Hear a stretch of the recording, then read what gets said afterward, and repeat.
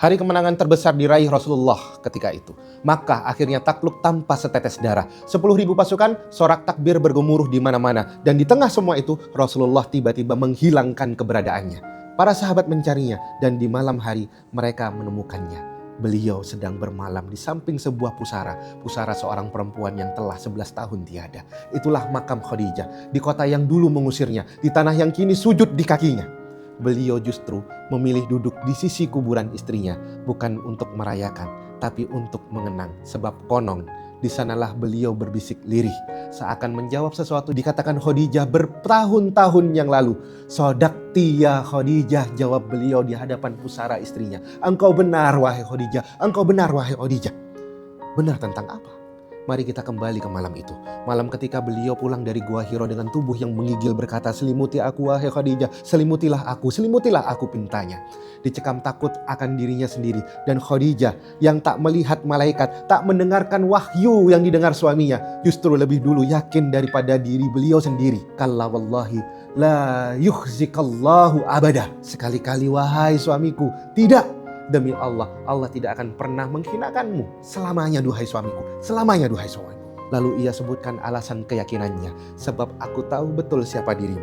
Engkau yang menyambung silaturahmi, engkau yang memuliakan tamu, engkau yang menolong setiap urusan kebenaran. Lihat apa yang Khadijah jadikan dalil. Bukan mukjizat tak masuk akal, bukan cahaya dari langit, tapi akhlak. Ia yakin sebab mustahil Allah menghinakan lelaki yang sepanjang hidupnya begitu memuliakan sesama.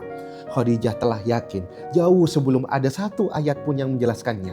Maka di hari kemenangan itu beliau seolah berkata, "Engkau benar wahai Khadijah. Allah memang benar tidak pernah menghinakan diriku." Hari ini kita mengagumi orang yang dari tampaknya semata, dari kendaraan, rumah, dari jam tangan yang ia kenakan, dari jumlah followernya, dari wajah glowing dan mewingnya, dari pencitraan fasih di depan kameranya.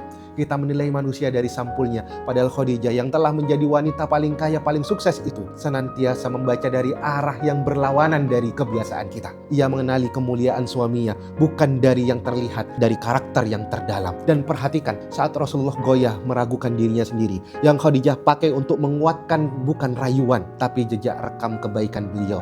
Allah tak mungkin menghinakanmu wahai suamiku, sebab engkau begini dan begitu. Kebaikan yang pernah engkau tanam, kebaikan yang pernah engkau jejaki, kebaikan yang pernah engkau tebar, kembali menjadi pelukan yang menguatkan harapan di saat beliau paling rapuh. Maka tanamlah kebaikan hari ini, diam-diam, di tempat yang tidak tersorot. Sebab suatu saat nanti ketika kau ragu, kecewa, bahkan putus asa pada dirimu sendiri, kebaikan-kebaikan itulah yang akan berdiri membelamu, menguatkanmu, meyakinkanmu, meneguhkanmu, dan menumbuhkan kembali harapanmu bila ia pernah hilang darimu, lewat lisan orang-orang yang pernah kau perlakukan dengan ketulusan itu.